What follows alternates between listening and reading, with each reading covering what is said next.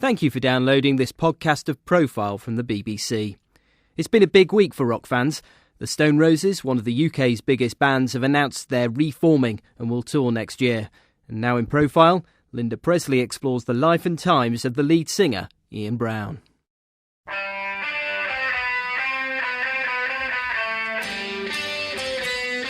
Our plans to shake up the world. You know, we're going to go around the world next year. We're going to start off in our hometown, Manchester, and then after that we're going to take it around the world. Ian Brown's never been short of bravado.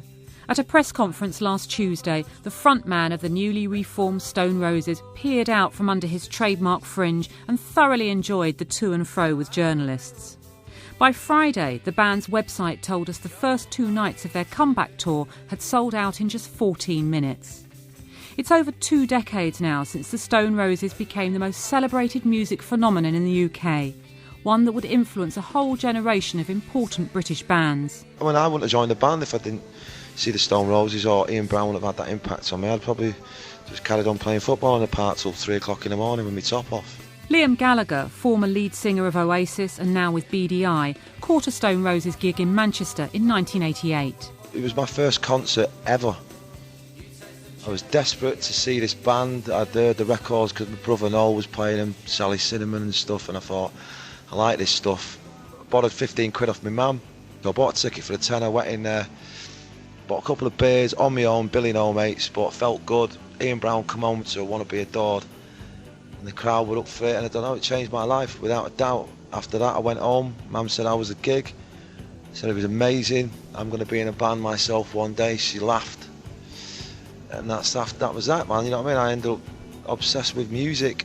What was it about what you saw on the stage that night? What was it about Ian Brown that made you think, I'm going to do this as well?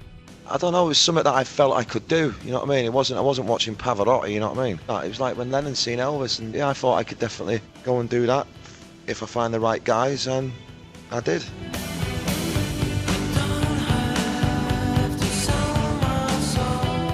Ian Brown grew up in Manchester in a council house. His dad was a carpenter, his mum a receptionist. As a boy, Ian was into Bruce Lee and mad about karate. He was also, according to one of his best friends, Gary Asplin, extremely intelligent. He won a scholarship to go to a good school, but he hated it there. He's an incredibly bright fella, he's incredibly smart, but at the same time he's not like an academic, and he doesn't ram it down your neck, you know, which is kind of a bit of a northern trait, really, you know what I mean? It's like, if you're bright as a kid, you almost hide your light under a bushel. At Altrincham Grammar, Ian Brown apparently kept a low profile. And so did John Squire, the guitarist who would become Ian's songwriting partner in the Stone Roses. According to popular myth, the two boys first met in a sandpit when they were just 5 years old. As teenagers, they shared a love of punk rock.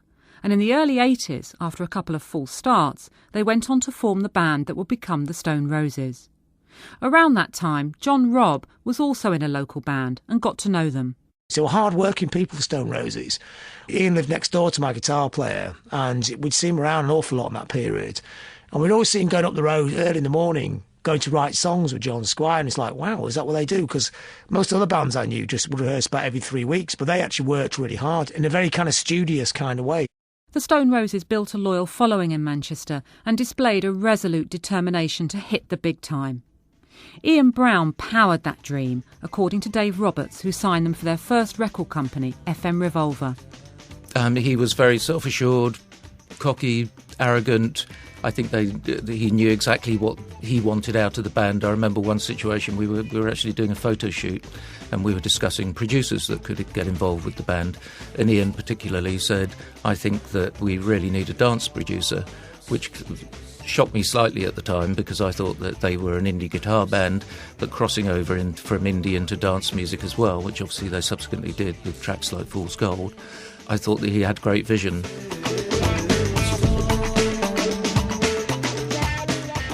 That tangling of dance and guitar music was breakthrough. It spoke to the acid house generation and delivered to rock fans. At the heart of the band was the symbiotic relationship between Ian Brown and John Squire. But according to John Robb, who went on to author a book about the Stone Roses, the other members of the band, Manny on bass, Rennie on drums, shared that intimacy too, as he found out when he called in at Rennie's place. And it was a house that had no furniture in it, and it was really weird. I went upstairs, and they're all lying in bed together. It was a bit like Laurel and Hardy. They could all go to bed, and there's nothing sexual in it. And it was just kind of making this point about how close they were. And they all had their arms around each other, and it was like a really bonded band, which is unusual because it's kind of part of the charm of a British band. It's about as close as blokes can get to each other. But the Roses kind of went one step further, and it was super close. They had so much respect for each other. By 1988, they were ready to go to the studio with their first album. It was recorded at night to save money, and Uber producer John Leckie, a man who'd already worked with rock greats like Pink Floyd and Mott the Hoople, was in charge. He was impressed with how well organised the band were and with the single-mindedness of Ian Brown. He was totally 100% around every note of the music. He would go on last, so everyone would be working on the drums and the rhythm and the guitar sounds and, what to put on the track. And then Ian would come and do the singing. So he spent a lot of time listening to the music, as it was built up. And yes, he was really conscientious about not just sounds of things, but the feel of things, the dynamic of some of the playing and stuff. The Stone Roses, as the eponymous album was called, initially got mixed reviews. But the buzz about the band had grown. They were selling out shows across the country and making the top 10. Now it's considered one of the greatest albums of all time. Not everyone was impressed, though. I'm Caroline Sullivan and I'm a pop critic at The Guardian. I think the main reason I never appreciated the Stone Roses was that I was the only rock critic of that era who never took ecstasy. I think you really had to be medicated to appreciate what they were doing. To me, it just sounded like white rock with a dance beat, and I thought, well, what's so special about this? What am I missing? Well, what I was missing was MDMA. Drug use would certainly become an issue for the Roses and contribute to the bitter breakup of the band. But for now they rode the wave of immense popularity and adulation and started work on their second album. It didn't go well. The producer John Leckie left them to it. Ongoing discord with managers and record companies and what seems like a seeping away of enthusiasm meant that 5 long years passed before their new album was released. The second album finally appeared in 1994. It was literally called The Second Coming. And the Roses during that time had a rethink and they decided to make a rock album. It was a shock to everyone's system. It was a massive disappointment to everyone who's expecting them to do something along the lines of the first album. When your heart is black and broken and you need a helping hand. And something else had changed too. That legendary closeness between these 4 young men had dissipated. By 1996, the band fell apart.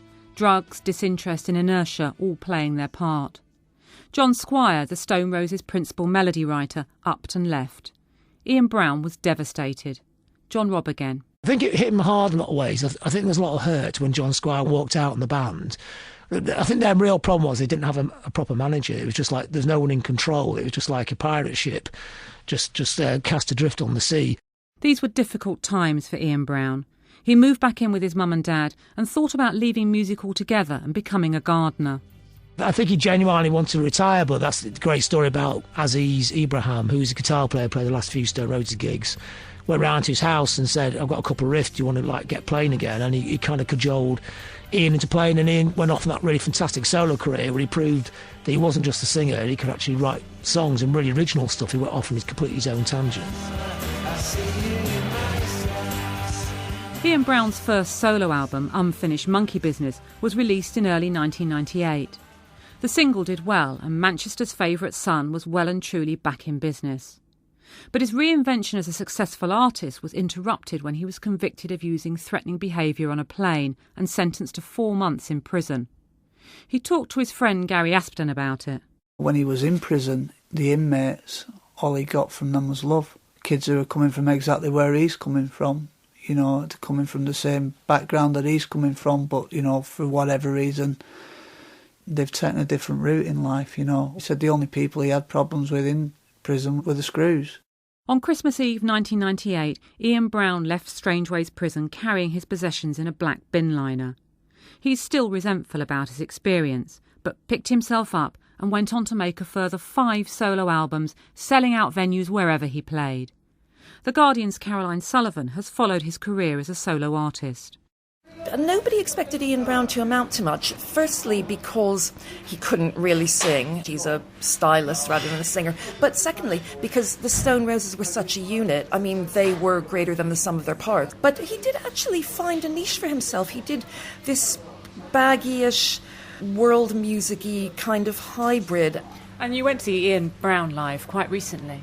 I saw Ian Brown about 2 years ago at Brixton Academy. He is genuinely charismatic. He's genuinely a star. He's someone who can't sing, can't move, can't dance, and yet is completely magnetic. You know, a lot of people, diss his voice and all that. For Liam Gallagher, Ian Brown's magic is something, well, a bit indefinable. It's his voice, man. It's definitely his voice, his look, his stare. I don't know, his presence, man. Quite a lot of people have said that you were influenced by his style and that you actually kind of mimicked him in a way. You've got a kind of a sulky swagger on stage as well. Was that conscious? I mean, there's a lot of people in Manchester with a sulky swagger. I blame the weather. But I definitely, without a doubt, it definitely had an influence on me. I tried to steer away from it a little bit. I'm not jumping Jack Flash, you know what I mean? And I don't jump around like a lunatic, you know what I mean? And neither did he. The question that Ian Brown has always been asked is whether the Stone Roses would ever get back together again. Not in 3 lifetimes, he once replied. But when he met up with John Squire at Manny's mum's funeral, something shifted. At the press conference on Tuesday, John Squire, clearly moved, talked about it. When me and Ian met by chance, it changed everything. We've rehearsed, we've written songs, and in some ways it seems like 15 years ago was yesterday. Solidly in Ian Brown's camp, Gary Aston has the inside track. There'd been a couple of occasions where John had extended little olive branches in his way. When Ian was in prison, he sent him some Maltesers, which is what he used to do when they were kids. And a couple of years ago, there was another kind of approach. And so when they did see each other, Ian told me straight after it, maybe the two of them realised that life's too short.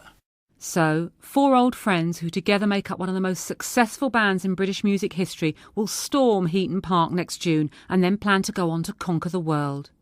John Robb met Ian Brown just before Tuesday's press event. He couldn't stop grinning. He was so happy about doing it. So I think it means a lot to him.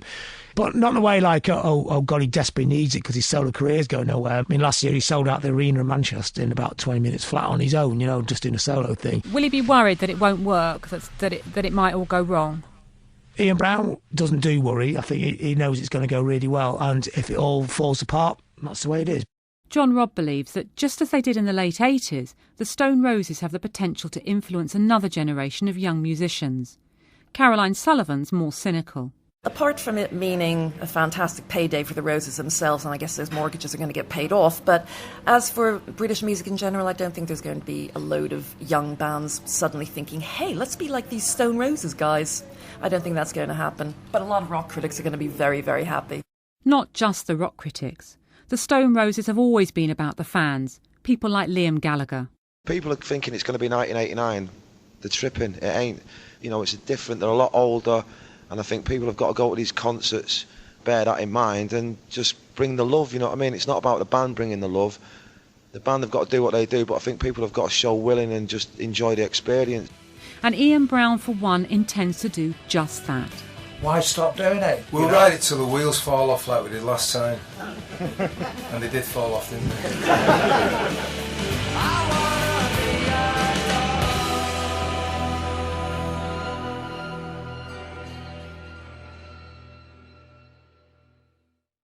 Profile was presented by Linda Presley and the producer was Wesley Stevenson. For more information and terms and conditions, please go to the Radio 4 website.